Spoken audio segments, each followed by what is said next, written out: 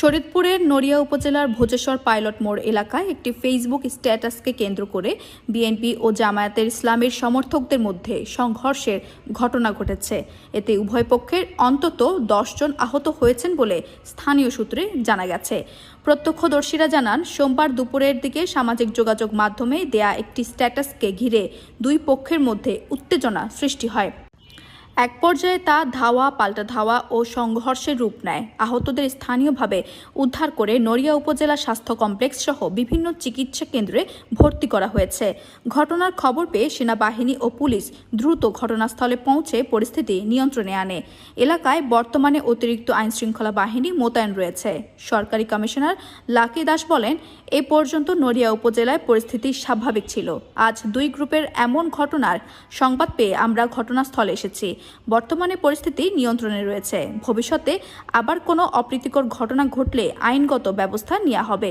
এই ঘটনায় জড়িতদের শনাক্ত করে প্রশাসনের পক্ষ থেকে তদন্ত শুরু করা হয়েছে। পরিস্থিতি স্বাভাবিক রাখতে সবাইকে শান্ত থাকার আহ্বান জানানো হয়েছে।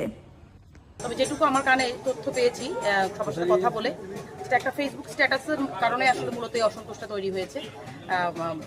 শুনেছি যে জামাতের কোনো একজন কর্মী তিনি ফেসবুকে হয়তো বিএনপির কোনো একজন ব্যক্তির নামে নির্দিষ্ট নাম উল্লেখ করে, এখানকার মহিলা মেম্বার তিনি, তার নাম উল্লেখ করে তিনি টিসিবির পণ্য বিতরণ করছেন এখানকার। তো তার নাম ব্যবহার করে বলেছেন যে তিনি না ভোটের পক্ষে প্রচারণা চালাচ্ছেন। তো এরকম একটা বক্তব্য বলেছেন এবং এই কারণেই মূলত যারা বিএনপি সমর্থক তারা আর কি বিষয়টাতে অসন্তোষ প্রকাশ করেছে এবং এটা তাও শান্তিপূর্ণই ছিল। কিন্তু হঠাৎ করে কোথা থেকে কিছু বাইক এসে আসলে পরিস্থিতিটাকে দুই পক্ষই তখন আর কি মারমুখী অবস্থানে চলে গিয়েছে এবং কিছু হতাহত হয়নি আসলে। তখন টুকটাক সামান্য হয়তো কেটে গিয়েছে, কয়েকজনকে আমরা হাসপাতালে প্রেরণ করেছি। আর বাকি যারা ছিলেন ঘটনাস্থলে আমরা এখনো আমাদের ওসি মহোদয় আছেন, আমরা চেষ্টা করছি এক্স্যাক্টলি ঘটনাটা কি হয়েছে আমরা খুঁজে বের করার।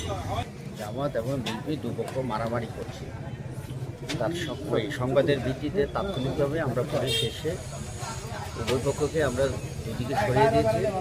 এর মধ্যে শুনেছি উভয় পক্ষের কয়েকজন লোক ইনজোর হয়েছে, তো তাদেরকে হাসপাতালে প্রেরণ করা হয়েছে। এখন পরিস্থিতি স্বাভাবিক আছে।